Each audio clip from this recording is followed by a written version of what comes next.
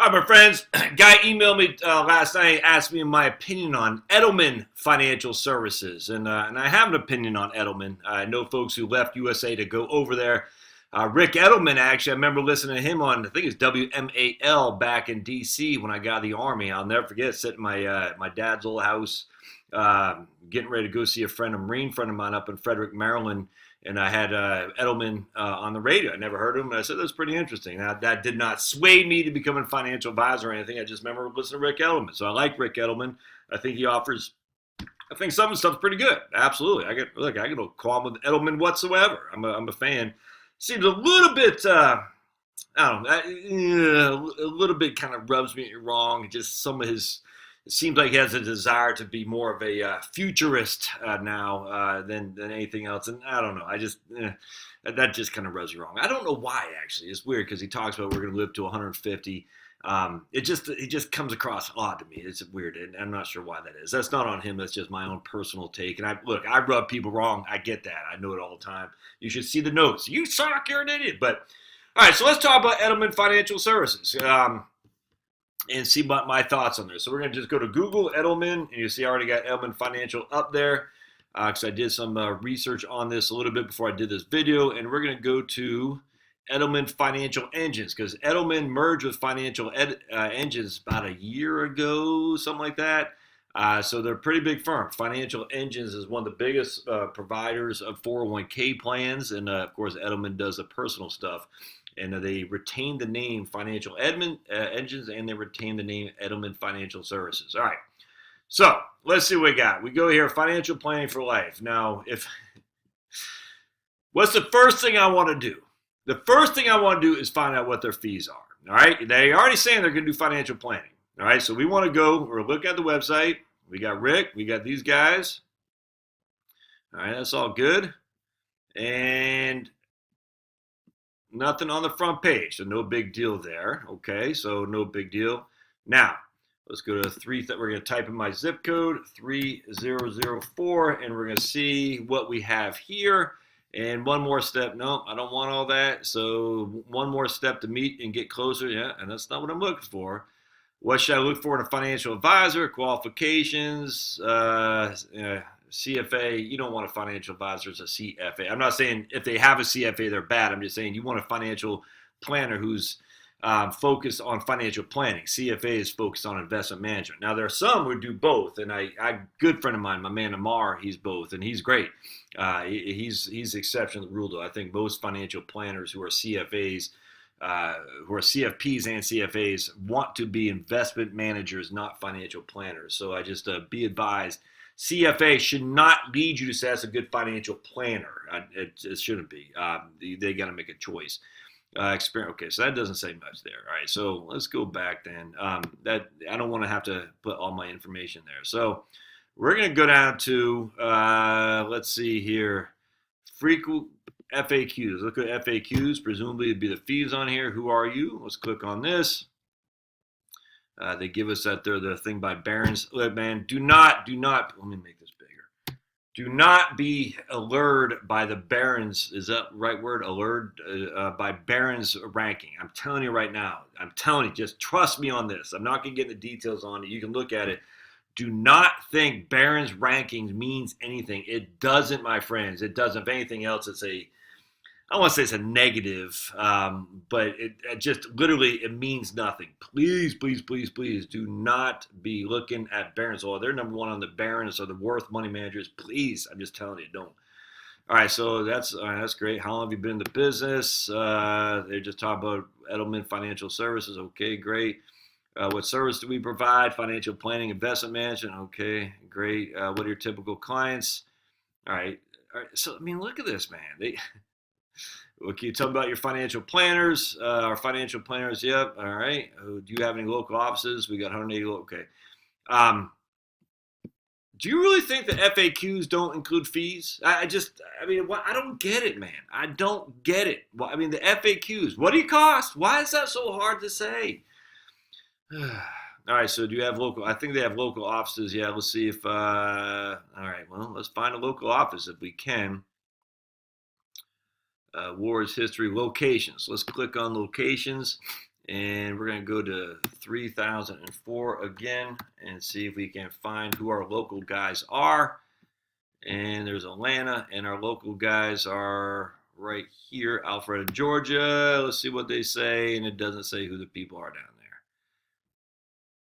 there. Yeah. Well, okay, so who am I dealing with? I'm not dealing with Rick Edelman. I'm dealing with some guy in this office here. All right, so now let's go to About Us. All right, personal finance is more personal than finance. Okay. Get started today. Learn about our financial planning. All right. And we got this guy here. Okay.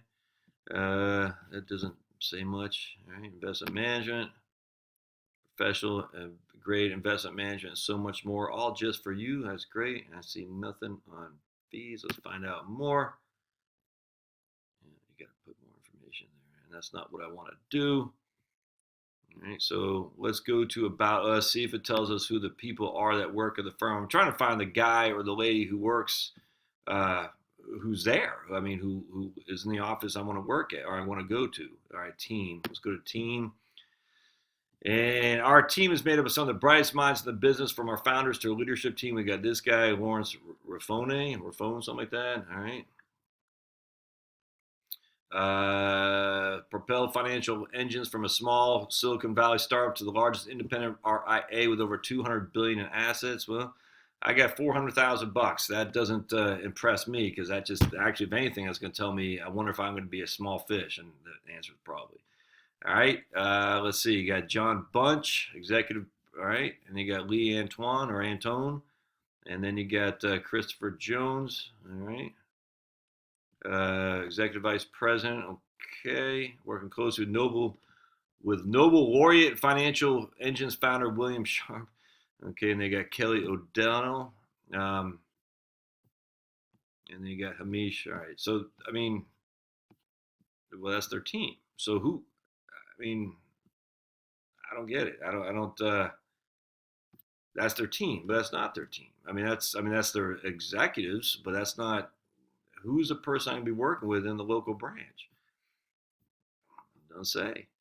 All right, so we got FAQs, awards, workplace, press, contact us, team, locations, career. All right, tax and finance. All right, that's the education center. All right, so it doesn't say anything about the firm in terms of who I might be working with or the fees or anything. I mean, really, or anything what I can do. It says talk with the planner. Let's see what we got to do here today, and let's see what we got to do. And you got to put your information. I don't want to put my information. All right. So let's go see this thing called ADV. That's your advisor form on the SEC website. So let's click on this. This will tell us what their fees are. Part 2 of their firm brochure. So SEC ADV is where all the information about fees are. Does that make sense? This is fun. This is fun looking at this for sure. So let's dive into this. Material changes. All right. This will tell you, no one's going to look at this stuff. That's what actually frustrates me. All right. So here we go. We got, how many pages? We got 58. No, yeah, 58 pages of stuff. That's fantastic. So let's go to fees and compensation. I thought I could, you can't click on it. All right. I thought I could. But anyway, fees for advisory services. All right. So the fees are going to be 16 through 18. Let's take a look here. And that's all I care about is the fee. How much does it cost? I mean, what's so hard about this? How much does it cost? Hey, so let's keep retirement evaluation. No one's reading this stuff, man. It's so silly. The industry is so jacked up. You ever heard of keep it simple, stupid? Let's just follow the keep it simple, stupid model, shall we? All right, so it doesn't give us a page number. 16, right? Fees and compensation. Wow. All right. As discussed above, these fees for services vary, of course. For individual clients, fees for FEAs, financial engines, advisory service, I guess, are generally based upon whether the services are assessed through the workplace or directly. The scope of services authorized by the applicable plan fiduciary for workplace assessed services, the level of service chosen by the, okay, good almighty. All right, so while changes in fee structures are envisioned at a future date, likely at some point in 2019, for the near future, legacy clients will continue to pay the same fees as they have under existing fee schedules for the new for the service they obtain. New clients, new retail clients pays fees as described below. So let's take a look. Fees for advisory services offered through the workplace. Well, that's not going to be you, the guy who emailed me on this. I don't. I'm not even. I don't know how that works, and don't really care. Okay. Well, see, you're gonna have. It looks like 60 basis points to 75 basis points. Workplace clients pay financial engines fees as a percent of the managed assets and applicable accounts, up to 60 basis points for professional management and up to 75 basis points for IRA. Generally decline for an account balance is greater than $100,000. So if you're in a 401k and you hire these guys, it'll start at 0.6, go up to 0.7, and decline as you go forward. All right, so personal advisory. Financial, $900 minimum may apply for the personal advisory service. So $900 minimum. If you have $100,000, you're paying essentially 1.8%. Although fees may be less, that's a quarter. $900 minimum annual fee. Excuse me, scratch that. $900 minimum annual fee. Scratch that. All right. So financial engine work. Oh wait, these are workplace clients. All right. Financial engine workplace clients who offer the personal advisor service pay a fee for that service, generally up to 1.2%, although fees may be less for individually negotiated arrangements with certain, $900 minimum annual fee will apply. So I guess that's only if you have the personal advisor. So if you leave your employer, you have the financial and engines, you're paying them, and then you roll it over to a financial engines IRA, the personal advisor service, you'll pay a 900 minimum, a 1.2 on assets under management would be your high fee, with 900 as the minimum. Okay. Well, here fees. Okay, so I don't know fees for new retail clients. New retail clients who starting today. So I'll be the guy who emailed me. The fee schedule below is applicable to new retail clients regardless of whether. Okay, so here's the fees.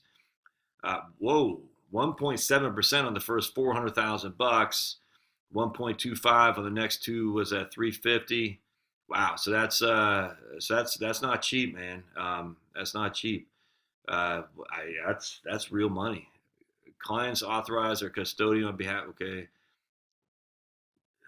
yeah, so that's not cheap. And then in addition, new retail clients will be charged a one-time initial fee of $800 for financial planning, development, and presentation.